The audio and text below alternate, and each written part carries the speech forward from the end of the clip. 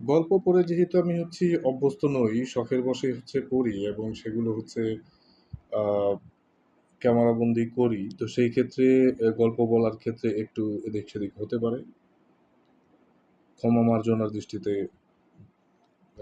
দেখাটা আশা করি। এখন আবার চলে যাচ্ছি আরেকটিতে। এক কাক এসে বলল গাছের ডালে এক কাক এসে বসলো গাছের ডালে, মুখে তার এক টুকরো মাংস। এক শেয়াল নিচে থেকে তাই দেখে ভাবতে লাগলো, কি করে ওই মাংসটুকু সে নিজে খেতে পায়। অনেক ভেবে চিনতে সে শেষে ওই কাকের দিকে চেয়ে বলতে লাগলো, সত্যি কি সুন্দর পাখি তুমি, কি সুন্দর তোমার অঙ্গের গঠন, তোমার পাখিদের রাজা হবার কথা।